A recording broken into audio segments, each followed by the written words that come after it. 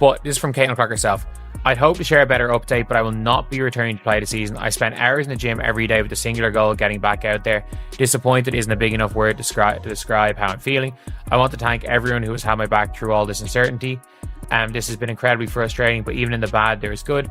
And the way the fans continue to show up for me and for the Fever brought me so much joy and important perspective. I'm so proud of how this team has only gotten stronger through adversity this year. Now it's time to close out the season and claim our spot in the... It just required one phrase. The WNBA's whole foundation began to tremble when Caitlin Clark spoke one statement. It was not a shock that won the game. It was not a highlight that went viral. The league did not even think they could hide the injury update in a news statement. After months of polished propaganda and hollow promises, it was one unvarnished phrase that cut through. It is not a large enough term. Disappointed, she said as much. Not only did those 5 words reverberate across her fanbase, but they exploded. It could have sounded to the outside world like a celebrity complaining about a season that did not work out. However, that statement was more than simply annoyance to those who had been attentively observing, the fans who had seen the bruises, the cheap shocks, the authority silence, and the never-ending barrage of ambiguous information. It served as confirmation, verification that all of their fears were real. It was not simply terrible luck. This was not simply another famous person suffering an injury. It was a betrayal. Additionally, supporters do not just leave when they feel deceived. They retaliate. What followed was not a typical news cycle because of this. It was not a blip. It was the beginning of something far greater. The WNBA is now collapsing in real time due to a mutiny, a surge of rage, distrust, and retaliation. Because fans felt taken advantage of, deceived, and neglected for months. They saw how the league failed to safeguard Caitlin Clark while profiting from her abilities. When they pleaded for explanations, they were met with blank statements meant to keep their wallets open and their hopes alive. And those same fans decided they had had enough. When Caitlin Clark finally stood out for herself and tore off the last layer of denial, they had no intention of waiting for the league to make amends.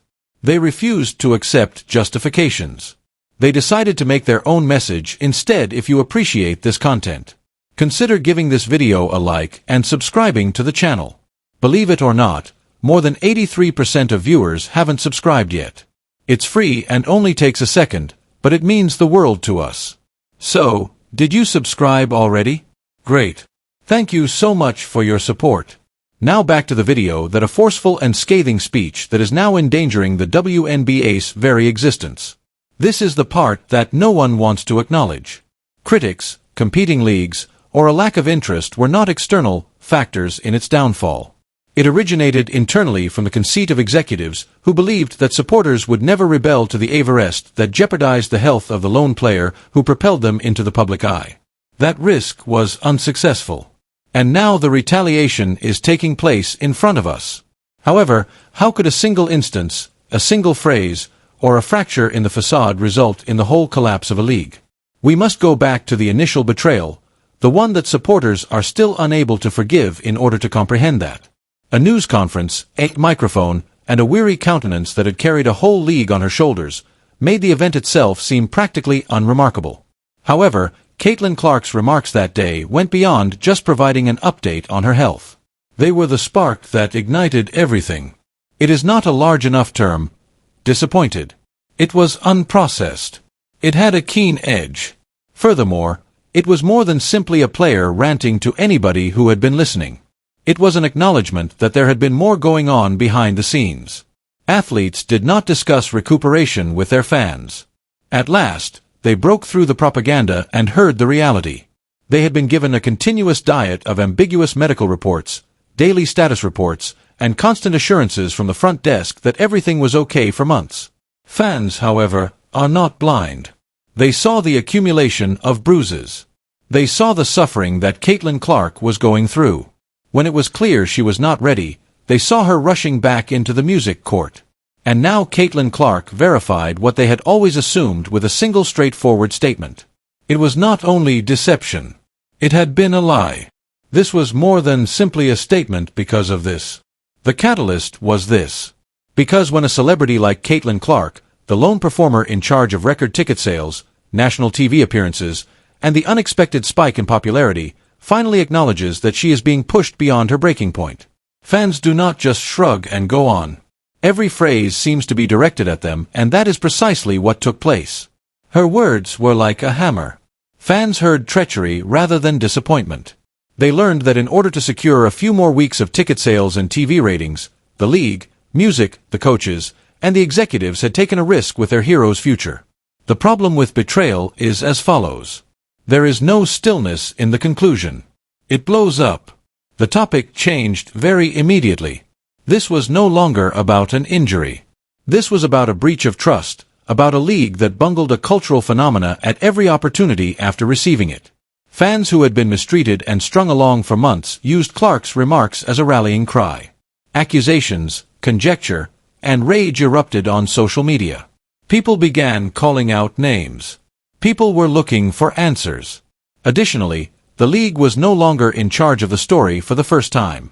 They were the fans. At this time, the whole fan base looked at one another and quietly decided that if the league was going to play games with them, they were going to play one back. This was the moment when irritation changed into action and disappointment turned into retaliation. Here's the twist, however. That news conference was not the beginning of the rage. Clark's remarks served as the catalyst. The fire had been smoldering in plain sight for a long time, and you have to start from the beginning to really see how this all got out of hand. The first betrayal that made fans anxious. Fans have been uncomfortable long before Caitlin Clark's revelations raised red flags. Press announcements were not necessary to alert them to the problem. Every game, they were able to see it firsthand. Defenders were not the only ones who targeted Clark from the beginning of her rookie campaign. They were pursuing her. There appeared to be an additional push on every drive to the hoop. Every screen seemed like a justification for a cheap shot. There were hard fouls that went beyond being tough, elbows to the ribs, and times when it seemed more like intimidation than defense. What action did the league take? Nothing. The first betrayal was that. Because it is easy to bring in a generational star, music, the kind of player that elevates the WNBA to new heights. Keep her safe. As millions of new fans watch the game, make sure she can play it. Officials chose to swallow their whistles instead. Fans had to see Clark being knocked to the ground without any repercussions as the league ignored the blows. The term targeting quickly became popular. Videos of her getting fouled went viral on social media. There were no responses to the fans' demands. League executives seemed to ignore the issue rather than take action, as if recognizing it would imply that they had no control over it. And the quiet spoke a lot because people were investing in Clark rather than simply watching her perform. They were purchasing tickets, jerseys, and subscriptions due to a single player who brought previously unheard of significance to the league. They also anticipated at the very least that the WNBA would look after her. However, it did not occur. Rather, the league pretended nothing was wrong while allowing her to suffer abuse. Additionally, supporters who pleaded for protection were dismissed with the same justification. It is just the game's physicality. Fans, however, were aware of this. This was not typical. This was careless. This was risky. It built up to every uncalled foul, every cheap shot that went unnoticed, and every time Clark had to go off the court by herself. Supporters kept score. The harm was visible to them in real time, and it seemed like a smack in the face that the league would not intervene. Fans did not consider Clark's eventual breakdown at the news conference to be an unexpected turn of events. They believed that months of neglect would inevitably lead to it. They had been alerting anybody who would pay attention. From the stands, they had been yelling it. And suddenly the very thing they were afraid of has materialized because it was avoidable. This was the most serious betrayal. Additionally, it left supporters with a resentful question.